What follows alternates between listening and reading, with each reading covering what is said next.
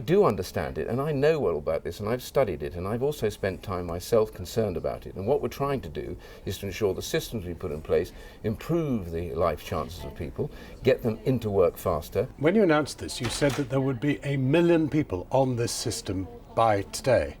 Well, there are 50,000. Let me deal with and that. you've wasted £40 million on IT while you're doing it. Two things very importantly. I changed 3 years ago the way that we were doing this, because when I looked at the way the plans they looked just like tax credits. When tax credits came in, it crashed and burnt. It did not work. It cost billions to put right. I said that these big bang projects do not work. This weekend you said that benefits cheats make your blood boil. Do people who evade or avoid tax, do those sort of people make your blood boil? And should they be delivered with the same penalties as those who have to go to jail for cheating benefits? I've been very clear about this from the word go. If anybody sets out to do something which is illegal, to defraud the taxpayer in whatever end of the income scale you happen to be, we should proceed against you with the full rigour of the law. If you do something which is tax evasion, which is a criminal offence, and this can be proven, we have good evidence for that, then you should be proceeded against. But unlike benefits cheats who are moved against and do go to jail, nobody has done anything about these people. Not one of them has gone to jail, only one of them has been prosecuted. Since the government came in, we closed down 40 tax loopholes. No, I'm talking about people. OK, I'm going to talk about people.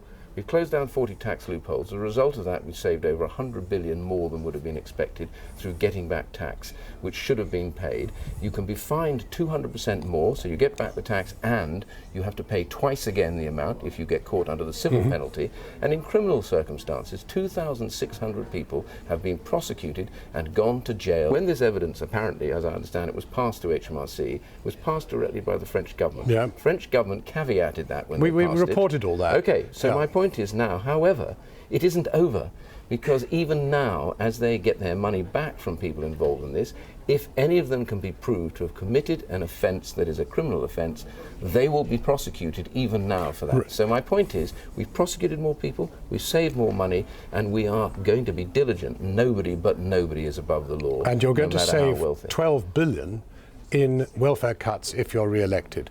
Don't you have a democratic obligation to set out precisely what those cuts are before the election? Well, we will be rolling out our plans, but I have to say we've already talked about extending the 3 freezes. billion. We've already talked about extending a freeze for part of it to show that we're committed to this.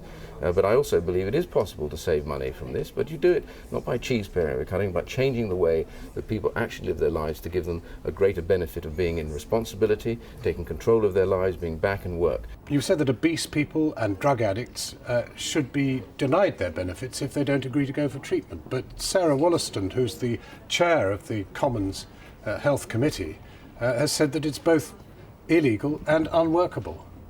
So why announce it when it's absolutely impossible? Well, the announcement is, of course, is to review it. I know, exactly. but nevertheless, have a look at it. We brought somebody who's highly respected in to do it. She's already, but it's just scare tactics, isn't it? Well, it's not. I think if you look at exactly what we said, this is a review to look at how do you get people who have a condition that is treatable, into treatment that we provide. So, but you don't do it illegally, because actually all treatment has to be consented to. No government's going to do anything illegal. Well, but why announce it then? Well, we're announcing the review. That's what we announced. But the review is going to tell you it's illegal. Well, whatever. Because you have to consent to your medical treatment. The review will come back and talk about what the possibilities are for us to get people in treatment, including whether or not that is mandation.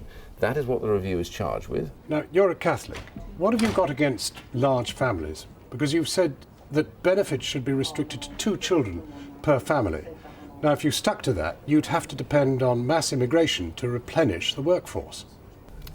There is no policy to restrict the numbers of children. It's been stated, however. You have stated. Yeah, but these things have been talked about. How do you actually say to people, but again, what is the point of raising the thing when it's not workable? Years ago this was raised and discussed, and I think it's the right thing to discuss. Well, you raised it. Yes, and I think it's the right thing to discuss. On the other side of that argument that you put, you also have to argue this.